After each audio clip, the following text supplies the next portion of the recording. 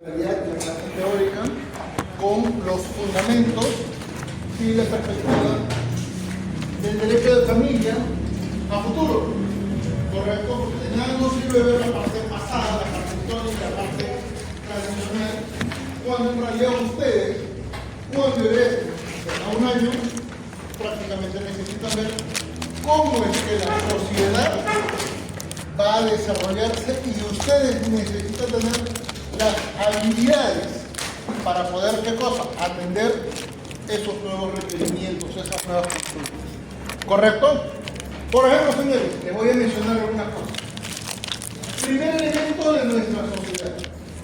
¿Cuántos de ustedes han conocido, han visto, han registrado o conocen personas que viven en ambientes multifamiliares donde en diferentes pisos viven papá, mamá, abuelos, tíos, sobrinos, hermanos? Pregunta, señores, ¿es una situación exagerada? No. Sin embargo, esto es prácticamente el 70% de lo que ocurre solo en Lima. 70% de lo que ocurre solo en Lima. ¿Qué problemas hay? Problemas sucesorios. Problemas en el ámbito del registro de la propiedad. Porque a la muerte de los causantes, porque eran los abuelitos, ya lamentablemente no se puede saber cómo formalizar, porque recuerden que la posesión no se hereda, ¿correcto? Y vienen esas consultas. Vienen clientes y les dicen: doctor, tenemos este caso, tenemos esta propiedad, pero somos varias familias. ¿Cómo la dividimos? ¿Cómo seccionamos? Y ustedes serán conscientes y ustedes conocerán esta realidad donde a veces ni siquiera hay una escalera externa que comunique piso a piso. A veces la escalera es interna, ¿sí o no? ¿No? Segundo ejemplo, segunda referencia. Pregunta, señores, ¿cuántas veces ustedes habrán visto a alguna pareja, a alguna situación sentimental donde conviven un año, año y medio, y de la nada dicen: ¿sabes qué? El amor se fue, cada uno para su camino? Y han comprado cosas, han hecho gastos juntos, han ejecutado vida en pareja, en convivencia, con una proyección a futuro.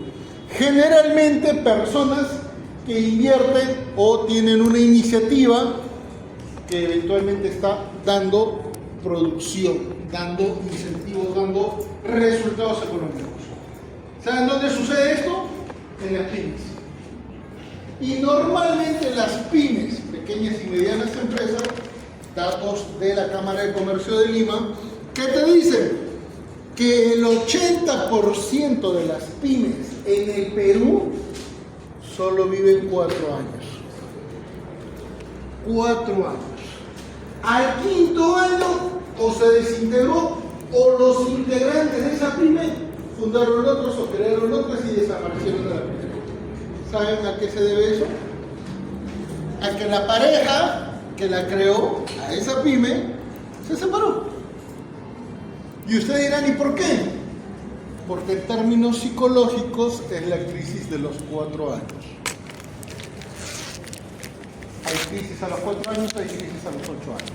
Ustedes dirán: ¿y eso qué tiene que ver? Bueno, según estudios interdisciplinarios, principalmente en la psicología, las personas suelen tener, ¿qué cosa? Un patrón de referencia en sus relaciones.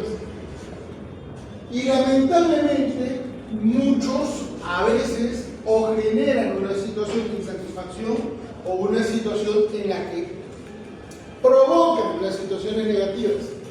¿Correcto? ¿Por qué? Porque no están a gusto, no proyectan una condición de solidez y sabotean en la relación.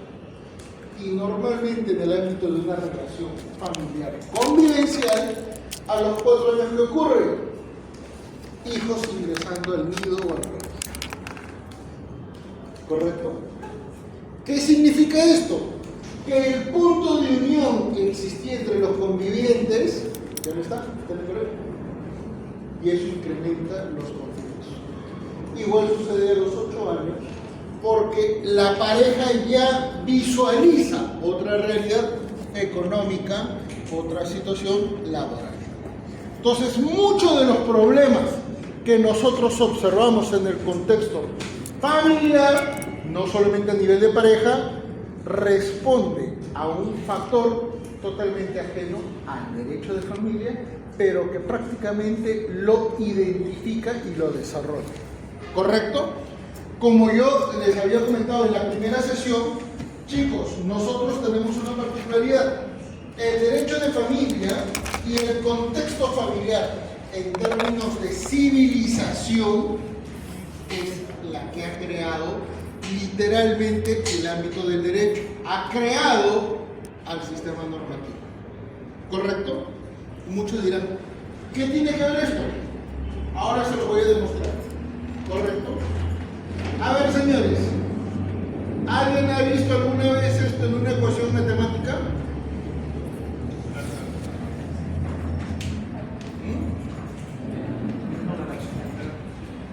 ¿Perdón?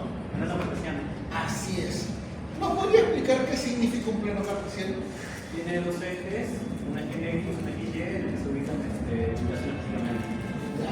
¿Alguien podría aplicar ese plano cartesiano para la vida real? En frecuencia, digamos, estadísticas. Ahora se las explico. Grábense esto porque esto aplica a todas las disciplinas, a todas las disciplinas. ¿Correcto? Muy bien. Pero primero, quiero que entiendan una situación. Todo comienza desde la perspectiva del individuo. ¿Correcto? Todo parte desde la perspectiva del individuo. Muchos dirán, ¿por qué? Nosotros en el mundo occidental, formamos parte del mundo occidental, partimos desde la visión de los griegos, no de los egipcios, desde los griegos, bajo una perspectiva en la que el hombre por primera vez descubre que no es Dios y que no forma parte de la naturaleza. A partir de ese momento, Sócrates identifica a la persona como un ser racional y detalla: yo solo sé, así es, razona. Y eso es lo que da origen al contexto de la humanización. ¿Correcto? A partir de acá es que supuestamente inicia nuestro concepto de civilización, pero ya con factores de ciencia. La persona, en términos formales, no vive sola, vive en una sociedad o comunidad. Y en la medida en la que va creciendo la población, se va generando y se va configurando un Estado. ¿Correcto? Entonces, si ustedes tienen alguna base constitucional, esa base constitucional les permitiría decir que ese es el fundamento de la teoría de contratos, del contrato social. ¿Correcto? ¿Fue creada por los franceses? No. El autor original de la teoría contractual es John Locke.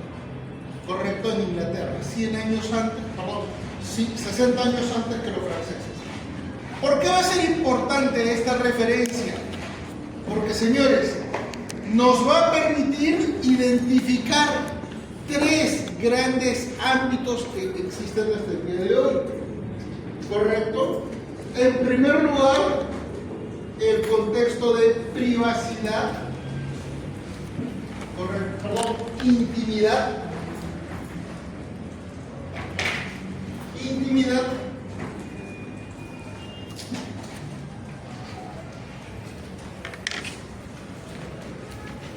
Privacidad y publicidad. ¿Correcto? Esos tres elementos existen hasta el día de hoy y definen prácticamente cómo el derecho general puede evaluar determinadas situaciones. ¿Correcto? Muy bien. Bajo ese criterio y como correctamente definió nuestro compañero, es un plano cartesiano. Quiero que vean las siguientes referencias, señores. todo lo que está en la parte inferior y lo que está en la parte izquierda es negativo. Y todo lo que está en la parte superior, en la sección derecha, es positivo. ¿Correcto? Y va a haber una relación en la que ustedes se van a poder dar cuenta cómo es que el contexto en el cual las relaciones familiares fueron construyendo nuestro sistema jurídico. Ustedes todavía no pueden visualizar la razón de por qué. Muy bien, pero ahora vamos a explicarla correctamente. ¿Les parece? Señores, cuando una persona comienza a tener una interacción con otros sujetos, ¿correcto? Parte de su desarrollo de la intimidad. Y en estas referencias surgen las relaciones interpersonales, que pueden ser en varios niveles, ¿correcto? Pero hay un detalle: si es que estas dos personas, sin importar condiciones entre ambas, no exponen lo que desarrollen ante tercera persona, pregunta, ¿tiene efecto, tiene resultado? No, porque forma parte de su intimidad. ¿Alguna vez has visto a un amante, a una persona que es amante de una mujer casada, exponer y decir, yo soy amante, yo soy amante? No. Eso es parte de la intimidad, ¿correcto? ¿Por qué va a ser referencial esto? Porque este tipo de situaciones pueden provocar efectos en la sociedad, tomando en cuenta que dos personas, por regla general, siempre van a tener algún tipo de implicancias. Y por eso es que normalmente nosotros vamos a ver tres situaciones familiares que van a ser muy referenciales. ¿Correcto? La primera de ellas, que suele ser la más común, es la de pareja. Matrimonios, convivencias, concubinatos, relaciones amorosas. Según nuestro Código Civil, la única relación amorosa que tiene efecto jurídico es el noviazgo, si es que se genera un esponsal, una promesa de matrimonio. ¿Estamos? ¿Correcto? Pero eso sigue siendo privado. Segunda relación normalmente habitual en el contexto familiar: las relaciones entre padres e hijos.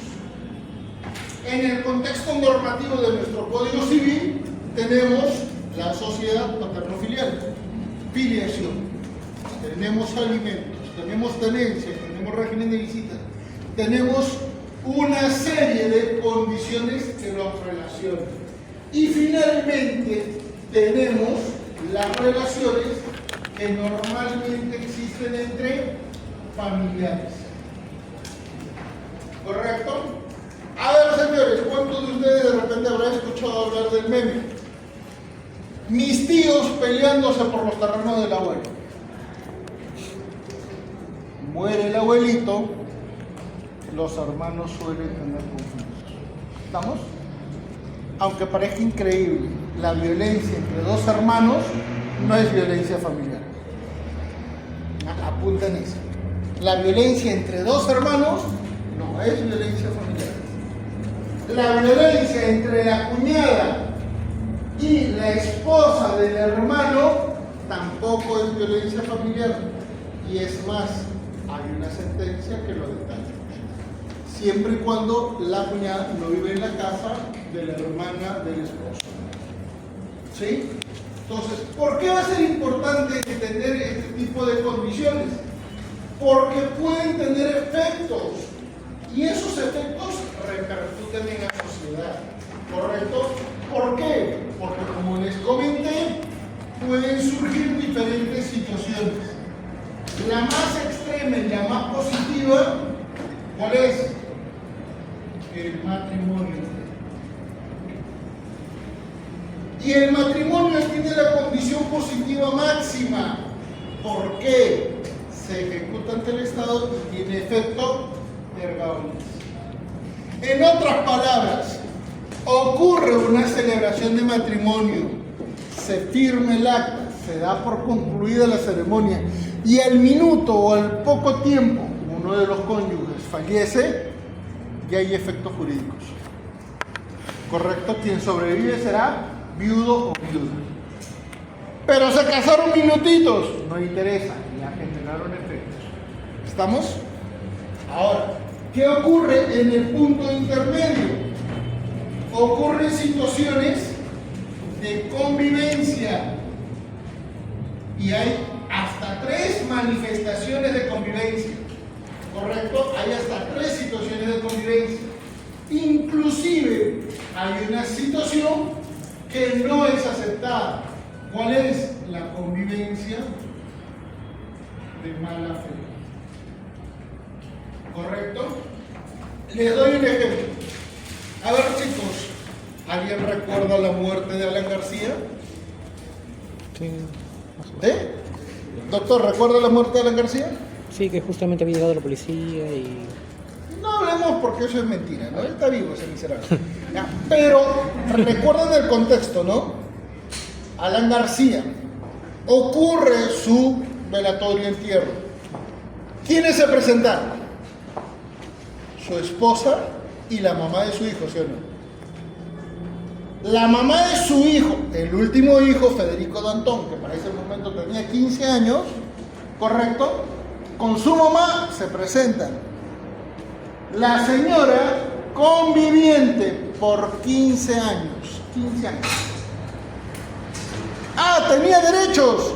No, ningún derecho. ¿Por qué? Porque el señor nunca se divorció. Era separado. Y nadie podía decir que los dos no conocían de este impedimento. La señora Susana Chessman sabía que el señor era casado. Alan García sabía que era casado. Pero a ninguno de los dos le tomó mucha importancia ese contexto porque jamás pensaron que iba a ocurrir una situación fatal. ¿Correcto? ¿Sí? ¿Qué pasó en consecuencia? Pilar Lores, la esposa, recibió la pensión de viudez y el niño, Federico Dantón, recibió la pensión de orfandad. ¿Correcto? Pero en ese caso son convivientes de mala fe contra la ley, no entre ellos. ¿Estamos? Los convivientes eventualmente pueden tener 2 situaciones, hasta 3 situaciones. La prioritaria, ¿cuál será? Que sean solteros, no tengan impedimento matrimonial, convivan, pernocten juntos, correcto, tengan una relación pública y pacífica que supere los 2 años. Pero normalmente los solteros que ya tienen más de 2 años y que han registrado su convivencia tienen una relación equivalente al matrimonio. Ojo, señores, que viene ya la gran diferencia. En este tipo de situaciones es que ocurre una equivalencia. Ojo, en derecho no todos los términos son iguales. No todos los elementos tienen la misma dimensión, característica y conclusión. ¿Correcto? Con el cargo de exonerarlos del examen parcial con 20, ¿alguien me puede decir la diferencia entre equivalencia e igualdad? Vuelvo a repetir. ¿Alguien me puede decir la diferencia entre equivalencia e igualdad? A ver, pero un poquito más alto, porfa, ¿sí? Para que te escuchen tus compañeros. Creo que una manera simple de abordarlo sería fijando la diferencia entre 0.99999 y 1. Ambos números son equivalentes en todos sus sentidos, porque 0.9 es un infinito, es prácticamente 1, pero nunca debería ser 1. No son iguales, sino que son equivalentes. Creo que pasándolo esto al derecho sería de que son básicamente similares, pero no tienen todos los derechos que lleva el matrimonio. ¿Ok? pero son básicamente muy similares. No está mal, para nada, está súper bien, me encantó el tema de la matemática, va ganando puntaje, pero todavía no lección de razón, así que al menos me encantó que la referencia matemática, porque nunca la había tomado en cuenta. Igualdad cuando son lo mismo, básicamente, ¿no? Es 0.9 incluso, es 1 y 1, desigualdad, entonces equivalencia vendrían a ser las fracciones. Como un medio... Pero vas, o sea, no te equivoques. A ver, chicos, porque si no, paro acá, porque si no me la van a responder. La última. La igualdad es un derecho relacional que se da algo respecto a algo y esa función es igual respecto a qué. O sea, son dos elementos en conjunto, son los dos sujetos y respecto a algo. Son iguales respecto a esto en específico. Los tres están súper bien, pero no. En derecho, esa sutileza tiene sueldo. ¿Ah? Implica cobrar más. ¿Estamos? Apunten, chicos. La diferencia entre igualdad y equivalencia es ¿qué cosa? El análisis comparado entre dos objetos. Entre dos objetos, dos elementos, dos situaciones. ¿Y dónde está la diferencia? En la naturaleza jurídica. ¿Correcto? En la naturaleza jurídica. Miren, doctorazo, consulta. ¿Usted es igual que su papá en derechos? Solamente estamos comparando derechos. Usted y su papá son iguales en derechos, ¿cierto? ¿Eh? No, menor también, sujeto de derechos. ¿Correcto? ¿Varones y mujeres tienen los mismos derechos? ¿Sí, sí o no? Ahí se dan cuenta que tienen la misma naturaleza. ¿Estamos? ¿Correcto? Pero ahora viene una gran condición. Cuando el objeto tiene una naturaleza jurídica diferente, se llama equivalencia. ¿Estamos? Por ejemplo, en el derecho penal eso aplica para efectos de analogías. ¿Ya? En el ámbito constitucional igualmente aplican las analogías. Y les voy a dar dos situaciones en el ámbito del derecho de familia para identificar qué cosas son iguales y qué cosas equivalentes. ¿Estamos? Iguales, personas. ¿Estamos? Dos personas. Dos sujetos procesales. ¿Correcto? Dos personas. ¿Sí? ¿Qué cosas van a ser equivalentes? Instituciones. Instituciones.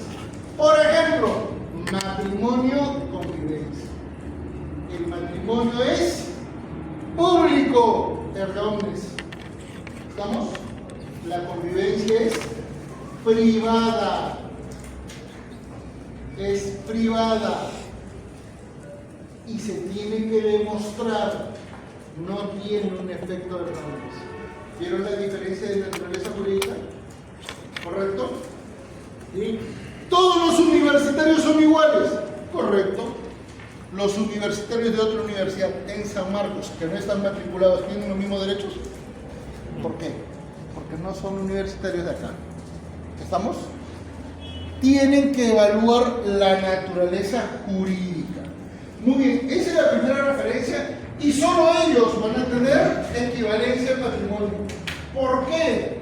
Porque los solteros sin impedimento matrimonial, ¿correcto?, que no han registrado su convivencia, tendrán que plantearla en un proceso judicial para efectos de validar su derecho.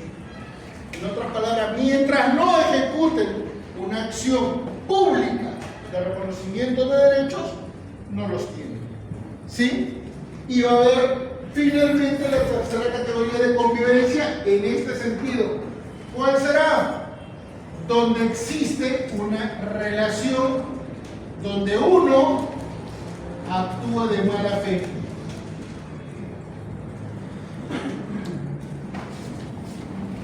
¿Qué pasa? Dos personas conviven, uno, la señora por regla general, piensa que su pareja no ha tenido esposa previa, no ha tenido ninguna situación, y en el interín se entera que el señor era casado y que tiene otra familia. ¿Correcto? Esto suele pasar en las novelas cuando muere una persona. Ahí recién se aparece la otra familia. ¿Correcto? ¿Qué es lo que pasó? Oiga, pero yo he vivido 20 años con este señor. Ocurre. Ustedes podrán decir, no, está exagerando. No, para nada. Esto ocurre muy frecuentemente. Se llaman familias paralelas. Es más, hay casos inclusive en las que estas familias han coexistido en el mismo momento y tiempo. De lunes a miércoles el señor vivía con una y de jueves a domingo con la otra familia. Y si no me creen, les cuento otra más. Corte Constitucional Colombiana. En los casos donde la señora con que convivió demuestra que no sabía que existía pues una esposa y registra cohabitación, más de 2 años de vida en común, pública, pacífica, tiene los mismos derechos hereditarios. ¿Ah? Colombia. Señores, a nivel personal, yo lo he visto como yo he defendido a la mamá de mi amiga que el señor era cuatrígalo. No digo, cuatrígalo. Les comento un poquitín. Mi amiga me dice, Manuel, mira qué ha pasado este caso, que todos los demás. No entendía, y decía, pero yo no veo familia. En esa época yo me dedicaba a otra cosa. Hasta que confiesa y me dice, mira, falleció mi papá y en la muerte de mi papá yo me he enterado que soy hija adoptada. O no sabía, le digo, bueno, es una pena que haya fallecido tu papá. Sí, me dice, ha tenido 45 años de matrimonio con mi mamá. Matrimonio. Mi amiga en esa época tenía 20 años. Ay, caray, le digo, un matrimonio sólido. ¿Y cuál es el problema?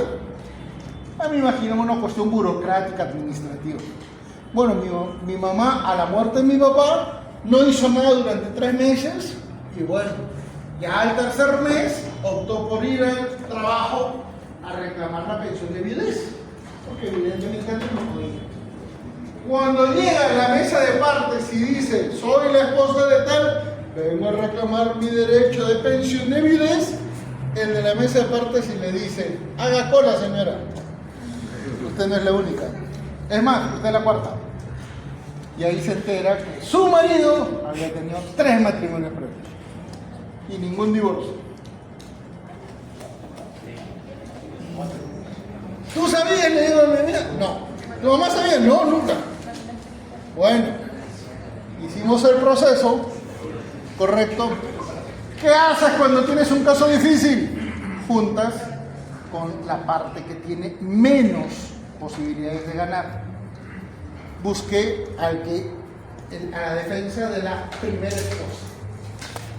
Y con los dos, con ese abogado, anulamos los matrimonios 2 y 3. Y ese abogado me dice, me estás facilitando la tarea. Nunca pensó que iba a hacer algo. Pues no te preocupes. Y planteo, ¿qué cosa? La aplicación de un principio de la ley orgánica del Poder Judicial. Recuerden esto, señores. La ley se aplica normalmente y es una cuestión de qué cosa, de aplicación del principio de legalidad, ¿correcto? Pero hay una excepción que se llama el principio de equidad. ¿Qué significa el principio de equidad? Que los jueces pueden apartarse de la ley por razones de justicia. ¿Estamos? O sea, pueden inaplicar la ley por razones de justicia. ¿Y por qué lo planteé en su momento, año 2001? El caso terminó en el 2003. Porque en pleno proceso demostré que mi cliente era una esposa de 45 años. ¿Correcto? En la propia audiencia, ante las preguntas de la primera esposa que yo pude formular, le pregunté, ¿cuánto duró su matrimonio? 2 semanas. Oiga, 2 semanas. ¿Y qué pasó? No, nos aburrimos y cada uno para su casa. Ah, le digo, pero usted no se aburrió cuando vio que había muerto el señor y el día siguiente pidió su pensión de viudez.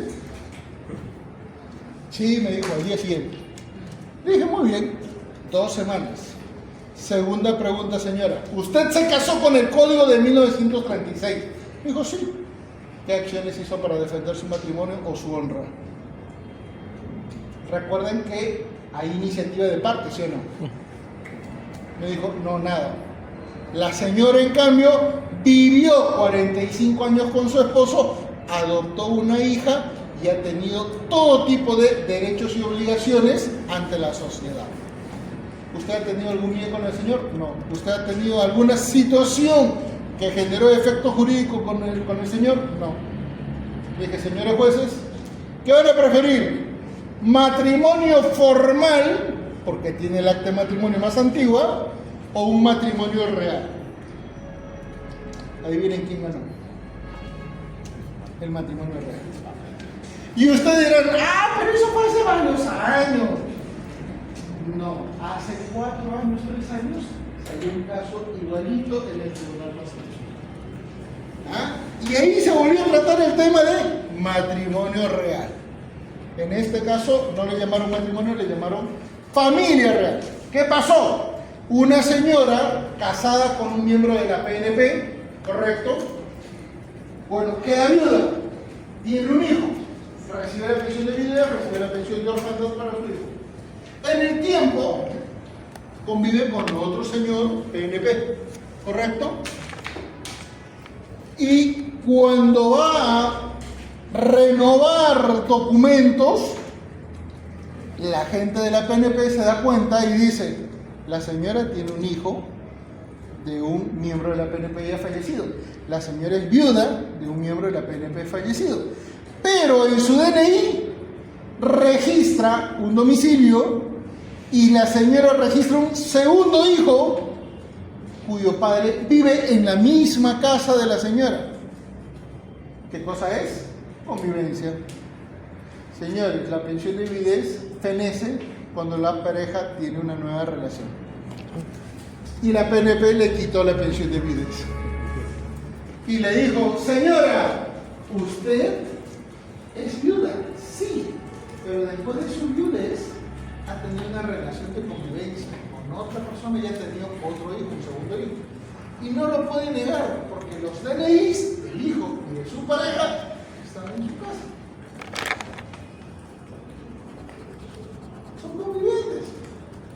¿Estamos? Ahí se descubren estas cosas. Entre lo íntimo, lo privado y lo público, ¿correcto? Muy bien. Pero ¿por qué va a ser importante detallar estas cosas? Si se dan cuenta, en este contexto, en lo positivo, se va a generar un concepto dual. Legalidad, legitimidad. ¿Y por qué va a ser importante esto? Por una razón muy simple. Señores, el elemento que divide todo se llama tiempo. Y el tiempo genera, ¿qué cosa? ¿Derecho? Cultura. Genera costumbre. ¿Correcto? Genera una condición de hábito. Y si se dan cuenta, todo lo que supera un tiempo, la ley reconoce derechos. Por ejemplo, la convivencia. ¿Estamos? Todo lo que está formalizado es porque hay una ley. Esto es lo formal. En cambio, cuando está en esta parte, ¿qué cosa es? Informal. Es una costumbre que todavía no ha sido formalizada.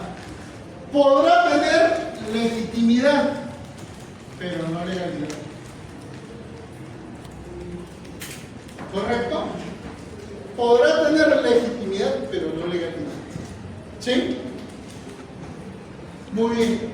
En cambio, cuando la ley hace acto de presencia, descarta todo lo demás. ¿Estamos? En otras palabras, cuando estamos en este contexto, recuérdese, se va contra la ley. No legalidad. Pero hay un elemento, genera una costumbre, ¿correcto? No legalidad. Eventualmente puede haber legitimidad. ¿Estamos? Les doy ejemplos. Parejas LGTB. Señores, hace 20 años, hace 30 años, si ustedes veían a dos varones o a dos damas caminando, abrazados, agarrados de la mano, besándose, eso era una cuestión de sacrilegio. Los centros comerciales inclusive los podían expulsar. Ustedes cuando van a un centro comercial aquí se prohíbe todo acto de discriminación. ¿Por qué creen que es? Porque las parejas LGTB denunciaban actos de discriminación y casi todos los centros comerciales fueron multados. Por eso es. ¿Correcto? Pero no solamente este tipo de situaciones, también situaciones en las que no necesariamente todo parece color de rosa. ¿Correcto? Por ejemplo, relaciones entre una persona de 50 y tantos años con una persona de 16 años. Recuerda que un ministro de Energía y Minas de hace menos de un mes le descubrieron que a los 46 años se metió con una niña de 16 años y la embarazó. Eso es afecto, eso es relación amorosa. Peor aún, la señorita confesó, bueno, y ahora señora, confesó que nunca lo había visto. Sí, no tenían una condición de amistad. Es más, la primera vez que se conocieron fue porque estuvieron en un restaurante y el señor les invitó a ella y a sus amigas, ¿qué cosa? Comida y bebidas. Y lo segundo que se acuerda la señorita es que se despertó desnuda en la cama del señor. ¿Creen que eso es una relación de pareja? No. Pero, quieran o no quieran, convivieron 20 años. Tienen un hijo, que ahorita tiene 26 años. ¿Correcto? Eso, a la actualidad, después de haber superado un montón de situaciones, probablemente podría ser una pareja. ¿Tiene, qué cosa, legitimidad? Sí, porque el tiempo otorga derechos o no. Pregunta, señores, ¿cuántos de ustedes conocen, en el barrio, en la familia, donde sea, señoras que están con un hombre casado y que están 20, 30 años? Y la señora sabe que el señor ha estado casado, se ha separado, ¿o no? Y no estoy diciendo que haya sido el amante, no, puede haber pasado que de repente lo conoció separado, pero ya conviven 20, 30 años. Y en el Tribunal Constitucional también hubo un caso vinculado a eso, familias paralelas, donde las dos viudas, la del matrimonio real y la del matrimonio formal, plantearon qué cosa, tener acceso a las acciones del club real. ¿Ah? O sea, no era por el afecto al fallecido de hace 2 años, era porque había plata. ¿Ah? ¿Estamos? Eso ustedes pueden observar. ¿Y qué es lo que ocurre cuando están en estas circunstancias? Señores, en estas circunstancias no hay ni legalidad ni legitimidad. ¿Correcto? Por ejemplo, matrimonios con menores de edad.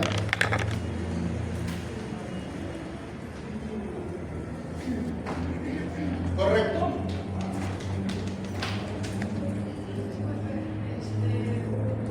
¿Podría dar algunas sentencias para poder revisar si existe ¿De menores de edad? de matrimonios paralelos en los que se haya beneficiado a las otras cosas? No. Ahí te doy una referencia. A ver,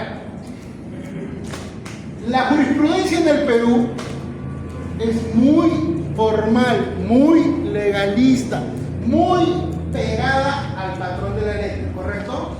¿Estamos? ¿Por qué? Apunte César. Porque si se sale de ese patrón, comete prevaricato. Un delito. ¿Estamos? Por eso que siempre son formalistas. Entonces, cuando en el Tribunal Constitucional llegaron estos casos, en los fundamentos de hecho, o sea, en la explicación social, en la explicación teórica, ahí es donde hacen las evaluaciones de familia real, familia formal, matrimonio real, matrimonio formal. ¿Correcto? Ahí. ¿Sí? Pero en la parte de las conclusiones, ¿qué dijo el Tribunal Constitucional? Momentito. Improcedente la demanda. ¿Por qué? Porque lo que ustedes están planteando es materia civil y nosotros vemos derechos fundamentales. ¿Eso qué significa? Una lavada de manos. ¿Estamos? Ahí le tienes. ¿Ah? Te doy otra referencia. Apunte. Octavo pleno casatorio. ¿Ah? Octavo pleno casatorio. Casación 3006-2015 Junín. Tú revisas las 94 páginas y en ningún párrafo, y te lo digo por mi madrecita, en ningún párrafo hablan del conflicto entre dos medios hermanos. ¿Qué es lo que te dicen? Acá hay un conflicto por la disposición de bienes de la sociedad de naciones. Y los que conformaban la sociedad de naciones ya habían fallecido hace rato. No quisieron abordar el tema como debe ser. ¿Por qué? Para evitar problemas. ¿Estamos? Suele pasar. Pero si ustedes quieren indagar un poquito más, Corte Interamericana de Derechos Humanos, hay 2 fallos que reconocen a las familias poligámicas. ¿Cómo que poligámicas? Así es, señor, un sujeto casándose con varias mujeres. 2, no una, 2, para que vean. ¿Ah? Muy bien. Se dieron cuenta entonces que cuando analizamos el contexto preliminar, analizamos cuestiones de intimidad, privacidad, publicidad. Eso es derecho constitucional, ¿sí o no? Cuando analizamos derechos a nivel individual, derechos en forma de la sociedad y finalmente el Estado, analizamos otra perspectiva, ¿sí o no? Ahí nos damos cuenta entonces que el derecho de familia, desde sus orígenes, fue amoldando nuestro derecho. Y eso nos va a permitir decir, ahora sí, para el origen de la familia, correcto, el siguiente contexto. Esa es la parte preliminar para que vean cómo es que ahora se desarrolla este proceso de evolución. ¿Correcto? Hay muchísimos autores, muchos autores que han analizado el origen de la familia desde la perspectiva antropológica, desde la perspectiva social, desde la perspectiva cultural, desde la perspectiva jurídica y desde la perspectiva económica. A ver, mis queridos amigos, ¿de cuál perspectiva creen que considero yo, al menos, que es la más real? Hago una apuesta. Y esto tiene que ver mucho con algunos fundamentos ideológicos que muchos creen que son absolutos. ¿Por qué creen que hemos pasado de la sociedad matriarcal al patriarcado? Quien me responda eso es el origen de esta respuesta y tiene exoneración del examen parcial. ¿Cuándo pasamos de la sociedad matriarcal a la sociedad patriarcal? Doctorita. Principalmente porque por cuestiones de crecimiento ideológico. Mi pregunta vale, lo dijo en Sociedades. Bueno. ¿Cómo decirlo? Justamente en el momento de las guerras bélicas. Claro. En las sociedades bélicas. ¿Las Sabinas? Sí, por eso. No, eso es después, eso es matrimonio, esto es familia. Ahí. Doctor. Tengo entendido que la familia efectiva, las relaciones sanguíneas eran a través de la madre. Nadie sabía quién era el padre, pero se sabía quién era su madre. Sí. Entonces, sí, era la sociedad matriarcal. Esa es la parte base. Quiero la respuesta completa. Una vez que se establecen los matrimonios, se sabe quién es. No. Pasaron literalmente 4.000 años, 6.000 años. Doctorazo. Por la guerra tal vez, porque los chinos de la Por ahí va, pero no están ahí por ahí. Cuando comenzó a surgir una mayor expansión a nivel poblacional. Estás muy correcto en esa perspectiva, pero no es la respuesta real, no es la respuesta completa.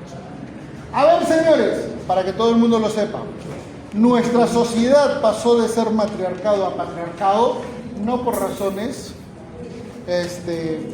sociales, culturales, fue por razones económicas. ¿Ah? Por razones económicas. Señores, desde que comenzó a surgir la población Ese lo tenía. y pasamos de ser homínidos a ser Homo sapiens, ojo señores, acá no es una clase pues de alienígenas ancestrales y nada, no. Esto es algo real.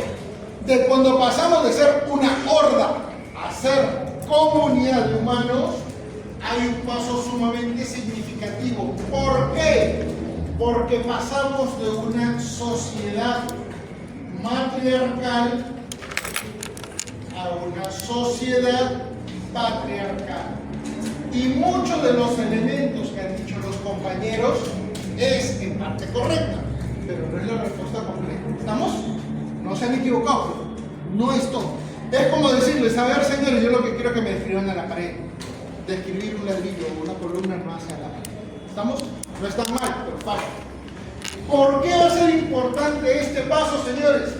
Porque efectivamente, tal como dijeron los compañeros, señores, habían qué cosa, guerras entre diferentes qué cosas, hordas. ¿Por qué? Por evidentemente el manejo de los recursos. ¿Quién administra los recursos? Eventualmente los varones son los que asignan recursos y las damas el hogar, ¿correcto? El hogar y la crianza de los hijos. ¿Estamos? Lo que han dicho los compañeros es en parte correcto. Ahora viene la explicación formal. Señores, el hombre sabe que tiene una temporalidad de vida. Todos sabemos que vamos a morir, ¿sí o no? Pregunta, chicos, ¿alguna vez ustedes han tenido a un familiar, a un amigo, a una persona mayorcita que siempre les decía a sus hijos o a sus hijas sobre todo, conserven el apellido? ¿Han escuchado? Sí. Sí. Sobre todo cuando el papá le dice a su hijo, ¿no? Hijo, conserva el apellido. ¿Cuándo le dice? Cuando son chancleteros, ¿no? ¿Por qué creen que se lo dice? Porque esto es una cuestión histórica, una cuestión genética. Las personas tratan de superar la muerte a través de ¿quién? De su familia. ¿Correcto? Los romanos a esta cultura, que ya venía miles de años antes, le denominaron gens, familia. ¿Correcto? Pero eso es mucho después. Muy bien. Por eso es que pasamos de una sociedad matriarcal al patriarcado. ¿Por qué? Porque en este contexto, lamentablemente las mujeres no podían preservar tres grandes elementos: el territorio y evidentemente los recursos. ¿Correcto? Los recursos. No podían preservar a la población porque los pueblos vencidos, ¿qué cosa eran? ¿Esclavos? Aniquilados. ¿Estamos? ¿Y por qué? Porque si ya no había ni territorio ni población, probablemente ya no exista la nación. Pregunta, señores: territorio, población y nación no son los elementos propios del derecho constitucional. De Estado. Teoría del Estado, ¿sí o no? Por eso es que pasamos a una sociedad patriarcal. ¿Por qué? Porque solo los varones podían utilizar la fuerza para justamente preservar territorio, recursos y población. ¿Estamos? Bajo esa perspectiva, acá viene el origen del linaje. Señores, esto es desde que comenzaron a surgir Homo sapiens. En el Perú, esto finaliza en 1821, cuando San Martín elimina el mayorazgo. Para que vean la cantidad de años que existía esa tradición. ¿Correcto? ¿Qué significaba el mayorazgo? El hijo mayor hereda todo. Los demás hermanos no heredan nada. Si ustedes han visto algo de monarquías europeas, ustedes saben que a la muerte del rey, solo el hijo mayor hereda, ¿sí o no? Y si hay hija mujer mayor, a veces el hijo mayor o el hijo varón, tercero o cuarto es el que hereda. La puentean a la hija. Por esto, ¿correcto? Por una cuestión de preservación. Ya el hombre supera el tiempo a través de su familia. Si no me creen, vamos a la Biblia. A ver, señores, quienes han leído un poquito del Antiguo Testamento, normalmente cuando ven la lectura de Jesús, ustedes saben de dónde desciende, ¿sí o no? Sale su padre, sale su abuelo, sale su línea, hasta Abraham, ¿sí o no? Hasta inclusive David.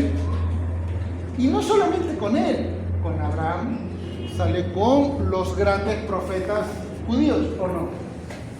Esa tradición de poder mantener el linaje es el síntoma inequívoco de una cultura que basa lo económico. ¿Y cuál es lo económico? Los recursos. Y si no me creen, escuchen esta referencia muy actual. ¿Cuántas veces han escuchado hablar de parte de sus papás o de parte de los abuelitos o de parte de tíos mayores? Cuando la pobreza toca la puerta,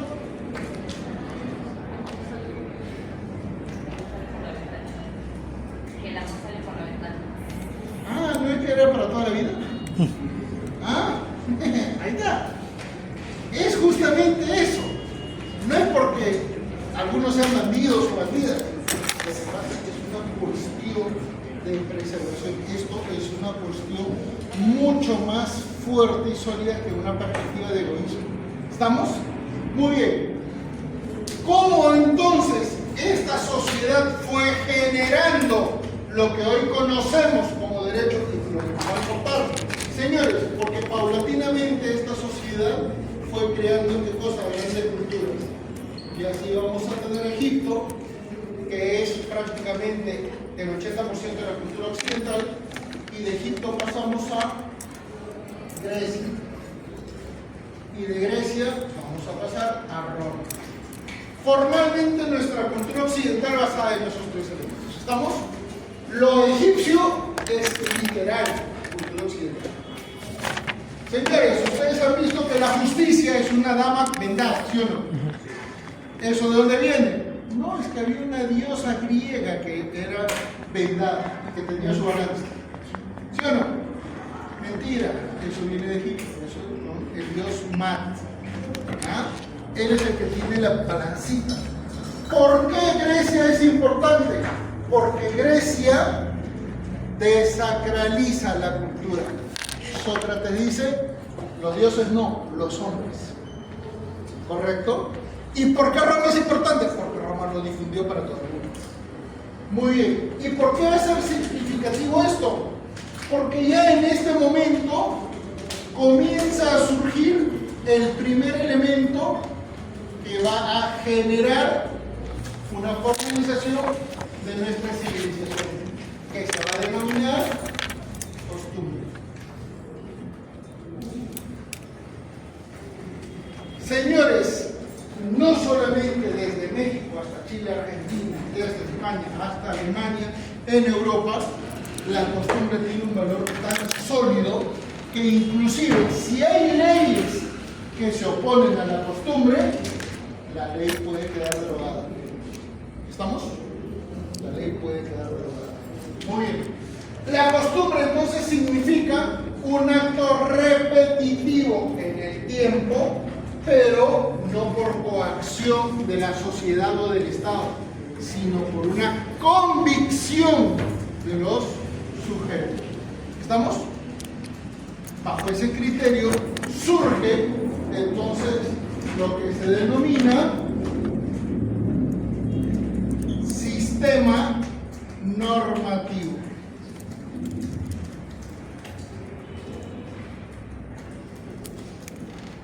¿Por qué norma? Porque norma es el concepto general de la ley del derecho. ¿Estamos?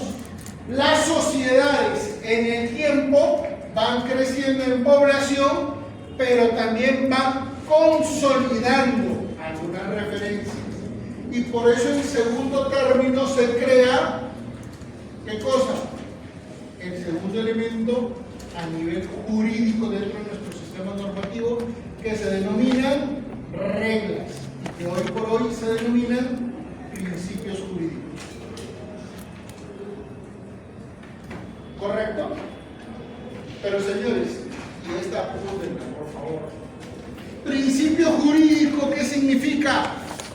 Es una regla que se aplica automáticamente. En otras palabras, un principio jurídico se ejecuta sin mayor interpretación. Le doy un ejemplo, mi querido doctor. Doctor, ¿qué significa presunción de inocencia?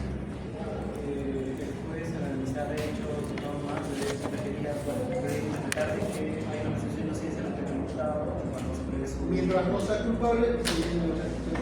Doctor, ¿necesitó mucha elaboración para decir eso? Rápido, señor.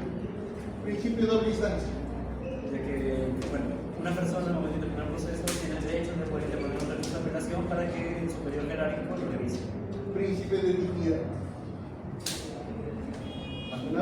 El principio de dignidad proviene de ¿qué cosa? Es la esencia de una persona. ¿Correcto? Otro ejemplo. Principio de plazo razonable. Que el plazo en el que un juez resuelve medios impugnatorios por diferentes etapas no sea excesivamente razonable, ¿no? ¿Se dan cuenta? Un principio jurídico se ejecuta de manera automática, rápida. No hay mayor evaluación. ¿Correcto? Y así tienen varios principios jurídicos. Usted lo puede ser efectiva, debido proceso, eventualmente el principio de gratuidad del acceso a la justicia. Doctoras. No considero que los principios se aplican automáticamente, porque los principios son producidos en reglas para que sean aplicados directamente. Las reglas con supuesto de hecho A, pues eso aplica X, entonces Y, a menos que Z, eso aplica directamente. Pero un principio, en cambio, entendió contemporáneamente, no se aplica así como sino que se traducen reglas en supuestos de hechos determinados, pero recién ser aplicados. No creo que se apliquen directamente, porque incluso pueden ser aplicados en todo caso. Doctor, ¿qué puse acá? Como sistema normativo. No, arriba. Acá. En el cuadrito. Reglas. Lo que acaba de decir. Las sociedades, entre las normas que van creando, van ponderando y van, ¿qué cosa? Seleccionando las más importantes. Principio de legalidad. ¿Correcto? Pero, por cuestiones filosóficas, por cuestiones ya de evolución y mayor identificación del derecho, esto principalmente a partir de esa línea en adelante, es que sí se hicieron esas diferenciaciones, ¿correcto? Entre regla, principio jurídico. Es más, en la actualidad ya ni siquiera hay principio jurídico, hay metaprincipio. ¿Correcto? Por ejemplo, señores, le comenté al doctor, principio de dignidad. ¿Estamos? Todo el mundo puede saber qué es dignidad. El gran problema es que no se puede aplicar para todo. Les doy ejemplo. Dignidad, sueldo digno. ¿Cuánto sería? Todos me dirán, depende de lo que se haga, ¿sí o no? Vivienda digna. Vestido digno. Depende para qué ocasión, ¿sí o no? Entonces, ese concepto, que sigue siendo un principio jurídico, porque nadie lo va a cuestionar, nos permite decir que pueden haber ¿qué cosas? Subcategorías. Por eso es que surgen los metaprincipios. Y los metaprincipios son cuatro. Apúntenla porque ustedes lo van a estudiar. Primer metaprincipio, dignidad. ¿Por qué?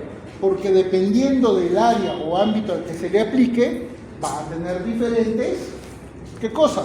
Repercusiones. ¿Estamos? Segundo metaprincipio, principio de resocialización del condenado. ¿Todo condenado tiene derecho a un beneficio penitenciario? No. Dependerá de la situación, ¿correcto? Tiene derecho a reinsertarse en la sociedad, sí, pero no necesariamente a un beneficio penitenciario. Tercer metaprincipio, principio de primacía de la realidad. Y cuarto metaprincipio, interés superior del niño. ¿Qué significa esto? Que en la medida en la que el derecho va evolucionando, evidentemente se va fijando, determinando, planteando mucho más de cosas, su aplicabilidad, su naturaleza jurídica, su nivel de eventualmente desarrollo. ¿Estamos? Les doy un simple ejemplo.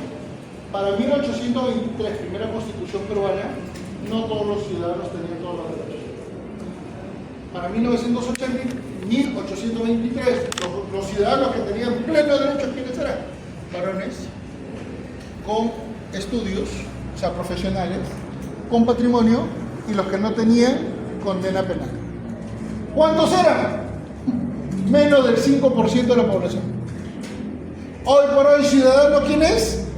Cualquiera que está registrado en nuestro sistema registral, que en este caso es RENIEC. ¿Estamos? ¿Sí? Esa es la diferencia. Muy bien. Pero este sistema normativo tiene una característica. ¿Cuál es la característica? Esto es creado por la sociedad, no por el Estado. Como vamos evolucionando de estas reglas, es que surge otro elemento. Y surge en Roma el contexto de la ley o de la lex. Y a partir de este momento es que surge lo que hoy se denomina sistema jurídico. ¿Por qué? Porque la ley crea el último elemento que se llama jurisprudencia. ¿Correcto? Los jueces, para aplicar jurisprudencia, interpretan la ley. ¿Y qué significa sistema jurídico? Es el Estado el que los regula. Para quienes quieran entender esos cuatro elementos, se denominan fuentes del derecho. ¿Correcto? Y hasta el día de hoy existen y prevalecen. Ustedes dirán, doctor, ¿y qué tiene que ver el derecho de familia en este contexto? Ahora viene la explicación. ¿Correcto? Viene la explicación. Desde Egipto hasta Roma, señores, han sido las comunidades las que han creado costumbres y reglas. Hoy, ¿estamos? Esas son las principales características. Con Roma ocurre una situación muy particular. Con Roma se generan dos grandes referencias históricas. La primera de ellas es el rapto de las Sabinas, que va a provocar la reforma de todo el contexto de familia. ¿Por qué? Porque vamos a pasar de las nupcias, que era privado, al matrimonio, que es formal. ¿Correcto? ¿Por qué estos dos elementos son significativos? Porque a raíz de estas situaciones que hoy por hoy muchos de ustedes perciben algunas cosas como absolutas. Ejemplo, ¿por qué las novias usan vestido blanco? A ver, doctor? Vale también lo dijo en sucesiones. Porque justamente va a representar una nueva vida, porque su vida pasada era justamente con los pueblos conquistados. Pero no, a nivel coloquial, Ey. ¿cuál es la referencia común de que la novia se case de blanco? Una pureza. Pureza. ¿Sí o no? ¡Mentira! Una cuestión histórica. En el rapto de las Sabinas, los romanos ¿a quién raptaron? A mujeres casadas, a suegras, a tías, a hermanas, a mujeres con hijos. Entonces, las mujeres, ante esta situación, para evitar que muera o el nuevo esposo o el ex esposo, optaron por juntar a romanos y sabinos. Y ahí es donde se generó esta referencia. A raíz de esta situación pasamos de las nupcias, que todas las culturas la tenían, pero una cuestión privada. Los padres casaban a los hijos. A partir del rapto de las Sabinas, no señores. Los matrimonios son ante el Estado. Y otorga ciudadanía, otorga derechos, otorga preferencias, otorga protección. Ahí es donde surge inclusive el derecho sucesorio. ¿Estamos? Ahí se genera el derecho sucesorio. ¿Por qué? Porque el Estado ya protege. ¿Y por qué va a ser importante? Porque coloquialmente todo el mundo percibe que el matrimonio es una cuestión muy católica. No, el matrimonio es románico. ¿Correcto? Y el matrimonio comenzó a trasladar una cultura pública. Nadie se casa en privado, se casa en público. Es un efecto religioso, social y económico. Las familias plantean cómo se van a casar.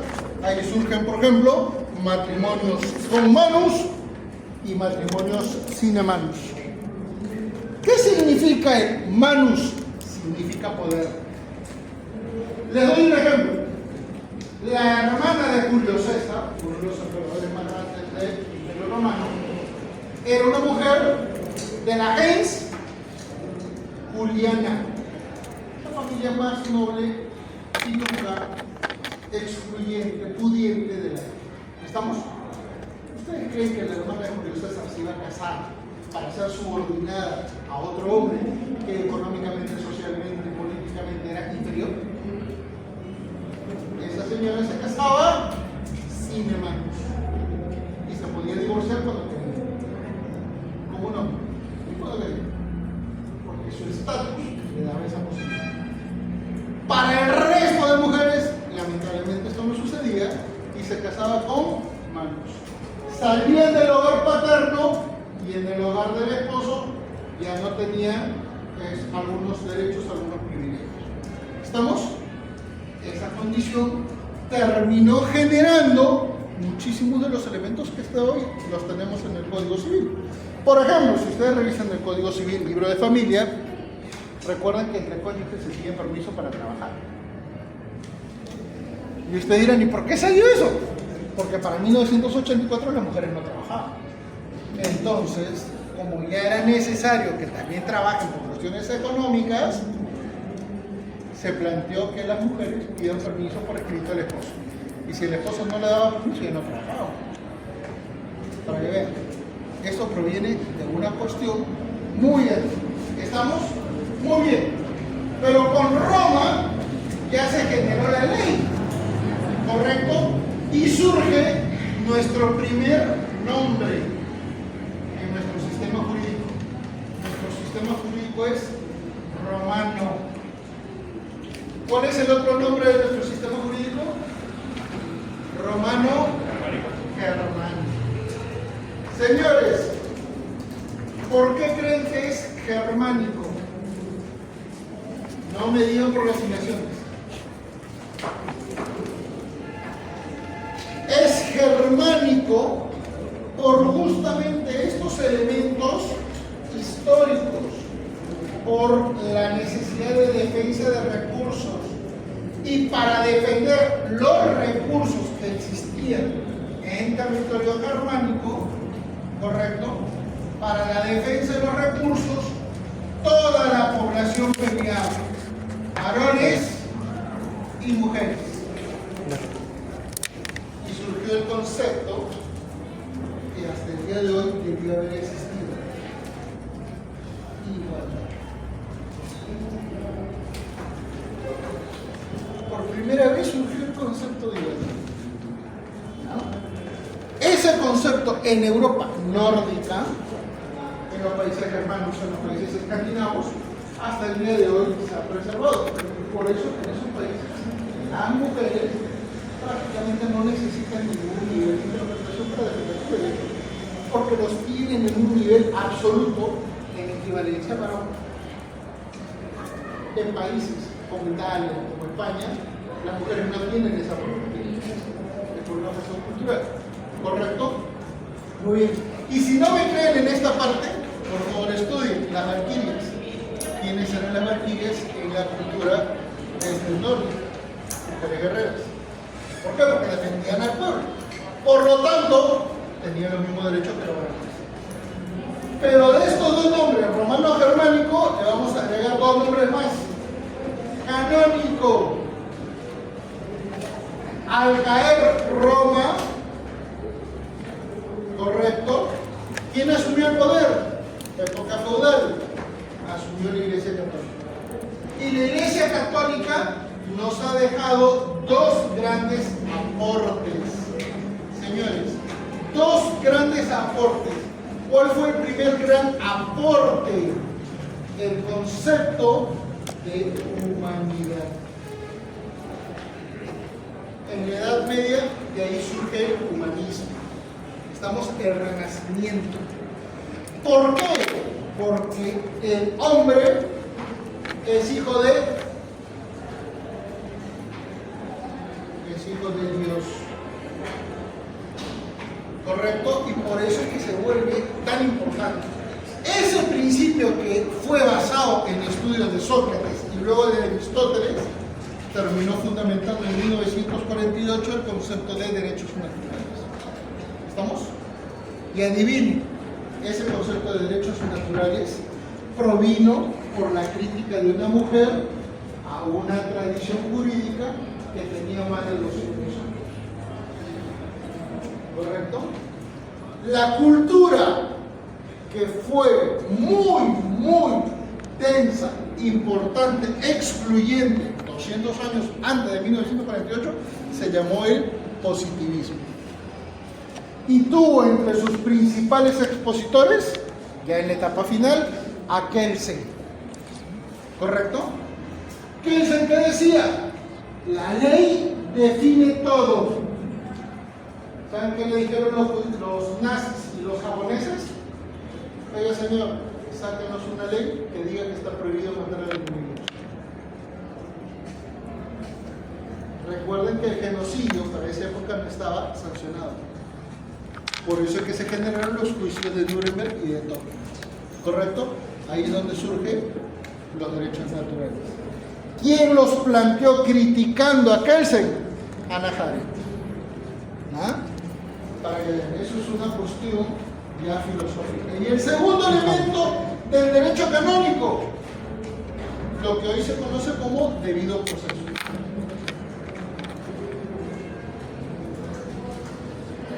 A ver, señores, al Hijo de Dios, ¿le puedes imputar cualquier delito así nomás? En una época muy religiosa. No, ¿cierto? Adivinen qué surgió ahí, la Santa Inquisición. Y adivinen qué generó la Santa Inquisición, el sistema inquisitivo. El sistema inquisitivo en el Perú se ven hasta cuándo rigió, hasta el año 2004. Es más, hasta el año pasado. ¿Por qué? Porque el año pasado ya se terminó por derogar en Lima respecto del Código Procesal Penal. Todos los juicios ya han terminado. No, sí, solo que ya no se puede aplicar para nuevos casos. ¿Ya? Es más, bien difícil que se terminen esos casos. ¿Ya? Muy bien. ¿Por qué el sistema inquisitivo es referencial? Porque, señores, desde que Perú nació como república, nosotros nos hemos basado en el sistema inquisitivo.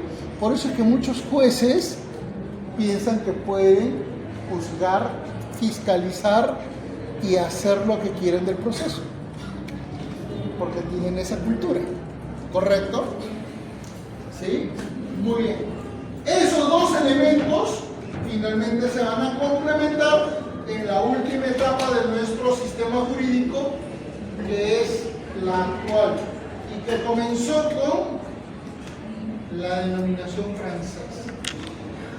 En 1804, en Francia evidentemente, Napoleón promulgó un código civil que sistematizó toda la legislación de la época. ¿Correcto? Y por eso es que a partir de ahí surge la premisa que el derecho civil es la madre del derecho. Pero eso estamos. ¿Estamos? Es una referencia coloquial. ¿Por qué va a ser importante el Código de Napoleón? Aunque les parezca increíble. Nuestro Código Civil, libro de familia y libro de sucesiones, prácticamente tiene el 80-90% de lo que decía ese código. El 80% de nuestra legislación viene de esa norma. ¿Sí? Muy pocos cambios, muy pocos añadidos, muy pocas actualizaciones se han ido generando en nuestra legislación. ¿Por qué va a ser importante entonces analizar derecho de familia desde esta visión mucho más amplia y detallada respecto a puntos especiales? Porque, señores, se van a dar cuenta que la evolución de las relaciones familiares ha provocado cambios en el mundo, en el ámbito del derecho, y han permitido que cada una de nuestras especialidades puedan, ¿qué cosa?, ir mejorando para tener, ¿qué cosa?, un criterio y un elemento básico. ¿Cuál? Seguridad jurídica.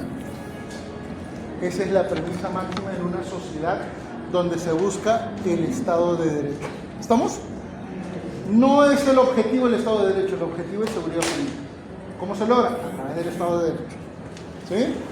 Muy bien. Bajo esa visión, el origen del concepto de matrimonio romano. Pero, doctor, el origen de la familia, no, ese es mucho más amplio. ¿Correcto? Tiene una visión antropológica, social, cultural, moral, sexual, jurídica, económica. Pero sobre todo resalta la económica. ¿Sí? Muy bien. Bajo esa perspectiva, mis queridos amigos, ¿alguna consulta?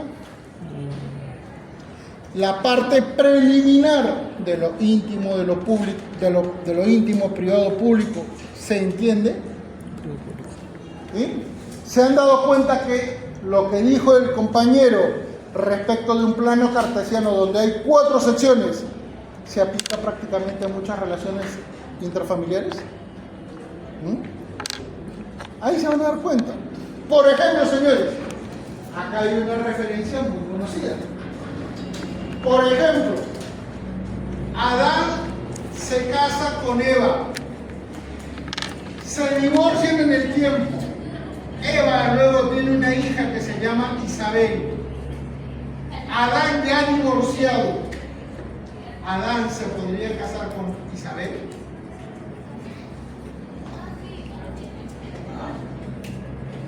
No.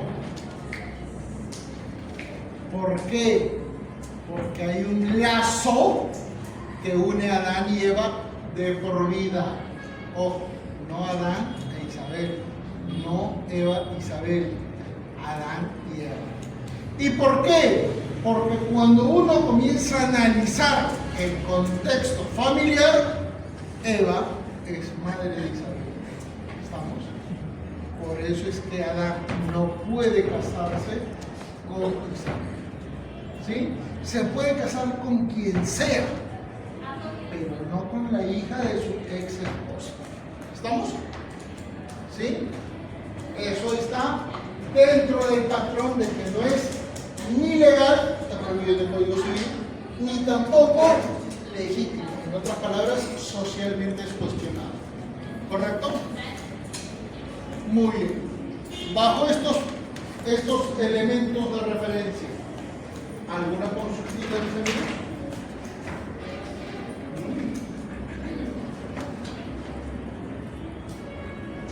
¿Por qué creen que va a ser útil esto? Por favor, ténganlo al menos en una imagen gráfica. Porque cuando comencemos a analizar, por ejemplo, relaciones afectivas, donde vamos a incluir matrimonio, convivencia, concubinato,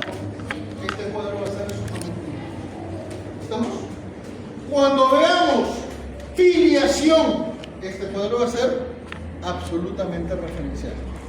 Cuando veamos sociedades gananciales, régimen económico de la familia, ese cuadro vital. ¿Estamos? Cuando analicemos eventualmente el contexto de violencia familiar, ese cuadro. ¿Sí? ¿Por qué? Porque hasta el día de hoy existe. Porque hasta el día de hoy se expresa en títulos preliminares de algunas leyes, Código Civil, Código Procesal Civil, Código Penal Adolescente, Código Penal, Código Procesal Penal, como también en elementos derivados de tratados internacionales. ¿Correcto? Y ahí se van a dar cuenta que el derecho, como ley, sí tiene mucho alcance, pero recuerden que siempre hay la posibilidad de tener un elemento superior a la ley.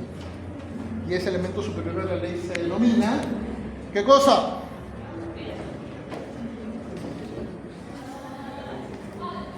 ¿Cómo se llama eso?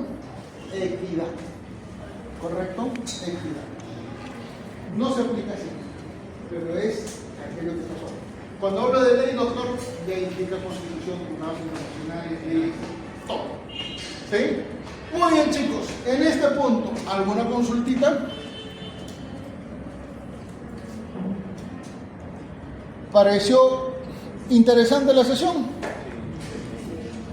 ¿Sí? ¿Alguno se ha dormido? No. Entonces, doctorazo. Claro que sí. Recuerda que en el ámbito jurídico las definiciones valen y valen mucho. Cuando hacemos esta evaluación de igualdad y equivalencia, el elemento que nos diferencia está en la naturaleza jurídica. ¿Correcto? En la naturaleza jurídica. Varón y mujer son iguales. Adulto y niño son iguales, son sujetos de derecho. ¿Correcto? ¿Por qué? Porque la naturaleza jurídica es la misma. ¿Estamos? Sin embargo, cuando hay una naturaleza jurídica equivalente, cambia todo. Le doy un ejemplo, doctor. ¿Ya estudiaron derecho de contratos? Doctor, ¿sí, no? Más o menos. Muy bien. Doctorazo, en un contrato las dos partes son iguales. No necesariamente. Son iguales si son dos personas. No serán iguales. Te doy la razón, por ejemplo, cuando uno contrata con Telefónica, ¿cierto? Contrato más. Ahí te das cuenta que no somos iguales. Pero no necesitamos. Eso surge la teoría sinalagmática. ¿Correcto? El consumidor no es igual al proveedor, pero son iguales. Se necesitan. ¿Estamos? Por eso que la naturaleza jurídica existe. Ahora bien, en el ámbito de derecho de familia, matrimonio, condición de gaunes, porque es pública. Convivencia, es de condición privada. ¿Correcto? Para que tenga derechos y sea equivalente al matrimonio que necesita, ser formalizado.